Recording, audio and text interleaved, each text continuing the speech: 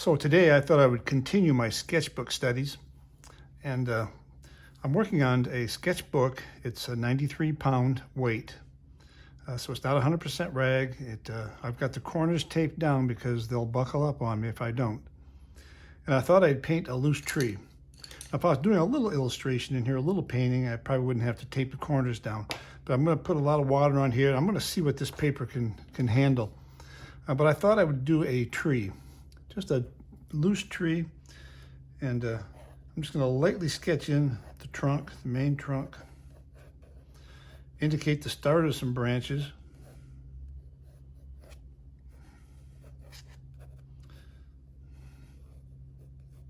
and that's about it. Just the main trunk, the start of a couple branches, and then get in there and paint. So I'm going to take a number 10 round brush. I'm going to take some ultramarine blue, some Payne's gray, some burnt umber. Just get a nice rich color, dark color. So this is ultra, Payne's, and a little bit of burnt umber. I might just push the burnt umber just a touch more. Okay. So I'm going to start with the trunk.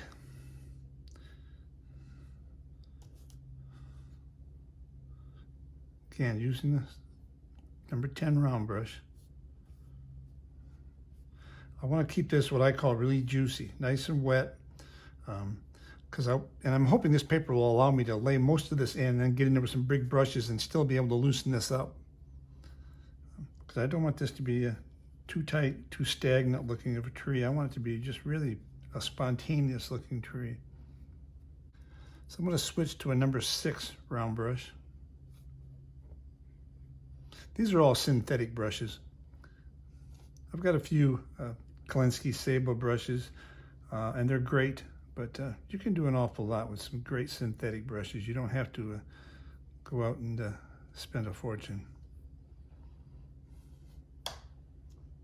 Okay, I don't know if you can see it, but there's some burnt umber in here. I'm going to add a little more. And it's got a little bit of a spotty look. That's kind of what I want. I'm afraid I can't wait too long before I go in there with my big brush and loosen up, because I think this is going to soak in and I won't be able to move that paint around. So I'm going to take some ultramarine,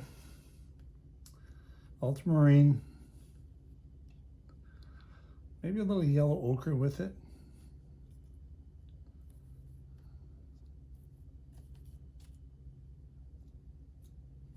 All right, let's see what that'll do. So I'm fanning out this mop brush. I want to swing across here. I want to push that a little bit more to the blue side. I might even add some Horizon Blue, which is by Holbein.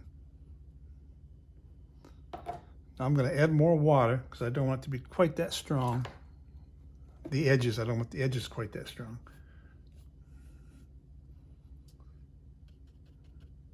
But see, I want the tree to show up. I want it to disappear. I want to just have a nice, loose, suggestive painting.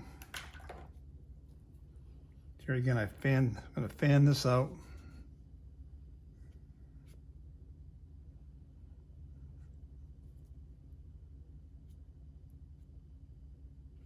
Okay, I'm going to let these touch right in here. I want to close that gap. Now here I could put in salt. It takes a while for it to dry, but I could put in salt, and it gives a nice icy feel to it. But I'm going to just splatter it with some water. Splatter it too early, it diffuses too much. You don't see the individual little specks that'll leave you. Okay, I think I could probably splatter in here. Let's just try it. Just clear water.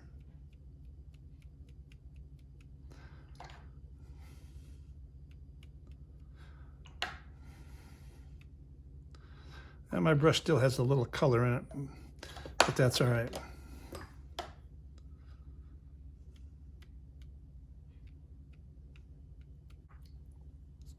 Okay, the brush I'm using is by Creative Mark. It's called the Harmony Squirrel Quill Brush. This is a number 6. I found that these mop brushes seem to fan out great, and this is my favorite, one of my favorite brushes right here. If you were going to buy these brushes, I'd get a number 4 and a number 6. And don't look for the green tip. I put those on there so that if my students want to borrow them, I can easily find them at the end of a workshop. So I'm just fanning it out and barely touching the surface so I can get some of this detail, these lines in here.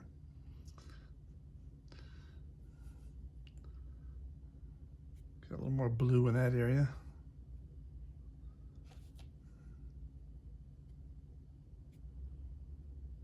I can also use the end of this half-inch round brush.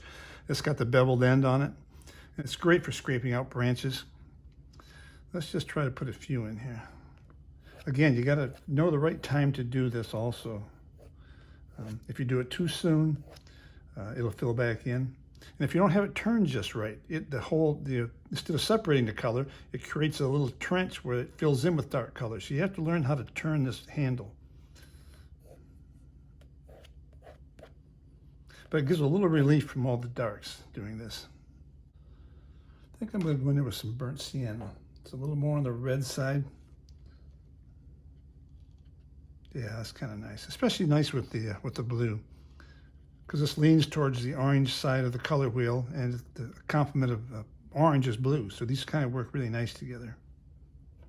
Actually, I might even splatter a little bit of that in there. I'm going to dilute it a little bit and just splatter some burnt sienna.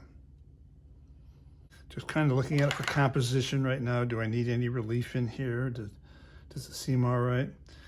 Here I'm going to consider this the dark side, the left side, the shadow side of the tree. So I'm going to come in here with some ultramarine blue. It probably won't even show up as ultramarine blue because it's going on top of these other values, these other colors. As usual, I've got my sketchbook on top of a 3-ring binder, which gives me a slant. That way I know where the water's going to go. It's not going to run off in all different directions. It's going to work from the top. It's going to work its way down. It's a little more of an issue, even with a slant, when you're working on light paper like this, because it still can create buckles in here. But that seems to be pretty good. When there's a little more burnt sienna, rather than having it just in that one spot, we'll put a little bit in a few other spots. All right, I'm going to dry this. Be right back. Okay, that's pretty much dry. There's a few wet spots. But I'm going here now with my dark color, which is Ultra Pains. Maybe a little burnt umber in with it, just a dark value.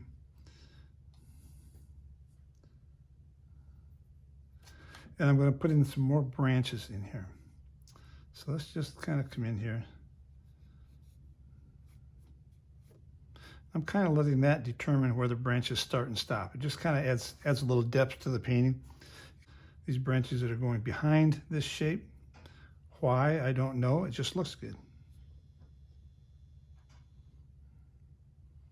And it gives depth to the painting. Sure, a lot of times I lay the brush on the side like this. This is just the #1 script brush. It's great for small limbs. Again, let's come in here, maybe have one go on top. You notice I have sort of a stutter, what I call the stutter stroke, when I put these branches in.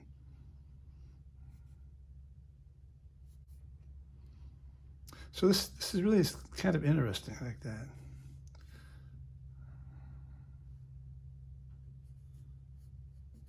And I've painted something similar to this, but I didn't take this approach to the interlocking here.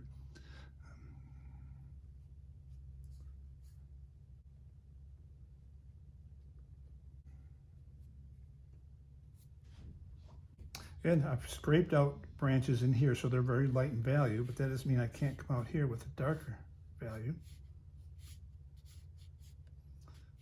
Just put some more limbs in. It's kind of wet in here, so I'm kind of working my hand off the paper. Normally I would make this completely dry. That way I could rest my hand on here and have a little more control over my brush. But in reality, what we're trying to do is have less control. It's so easy to overwork a painting and so hard to freshen it back up again once you realize that, oh, I went too far with that. I'm just kind of looking at the overall composition.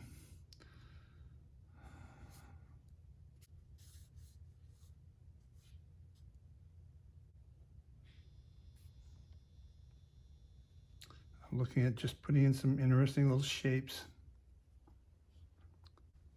think I'm going to go to my number 4 mop brush. Go back with this dark color again. And so I fan this out again. I just want to give a little curve to the tree, just in a few spots, just to add some interest.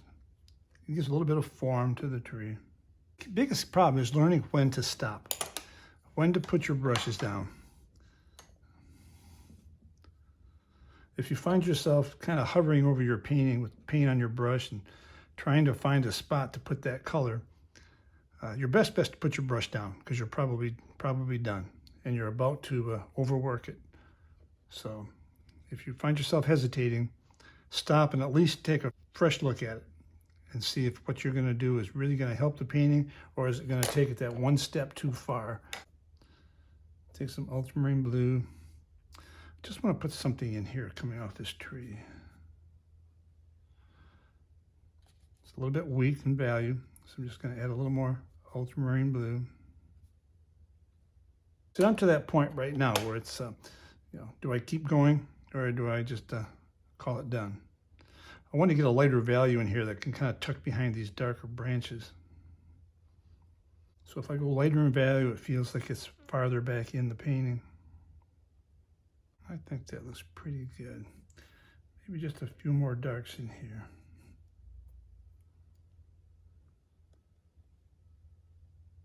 There's some of these strokes in here. It doesn't necessarily have to touch the branch. Let the eye just kind of finish the painting. We know it's going to connect.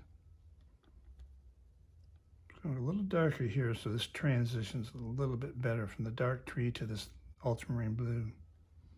Then I'm going to take some raw sienna and maybe just a touch of ultramarine blue with it. Just want to do a little splatter over top of this. So I don't get down close because I'm working so large. If I was working on a little tiny area, I might get down real close with a smaller brush. But here I want to get up a little higher and give more of an overall splatter to it. And I don't want this too dark. I don't want to overpower the painting.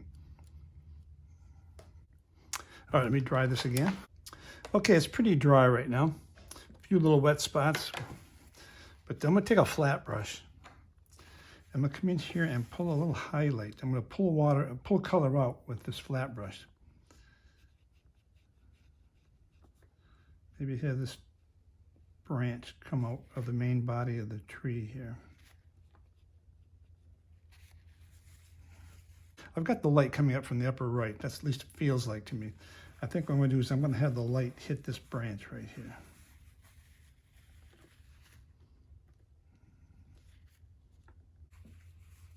So here, you notice I'm kind of slowing down here, looking at it carefully. Keep reminding myself that I don't want to overwork it. So I'm going to go with my little script brush. I'm going to turn this because I want to get some feeling of bark in here, some horizontal lines. I got the strong vertical and the diagonal. Let's just try to get a few horizontal strokes in here. Now, certain papers will allow me to pull this color out much easier.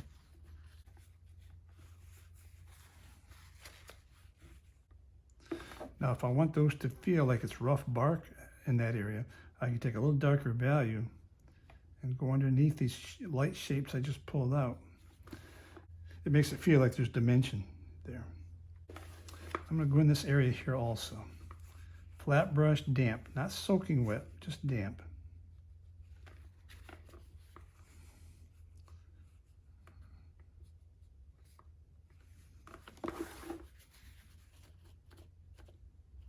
Okay, I like that. So I'm going to lay a little wash of ultramarine blue on the shadow side, not all the way across these strokes, but just over on the left side. Cool temperature will make it feel like it's in shadow. And that's it. Simple tree. It makes no sense to put every single branch in and make it look just like a photograph.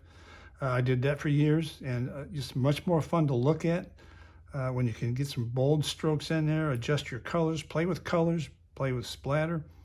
And so I hope this helps you get away from painting too tight. Thanks for watching.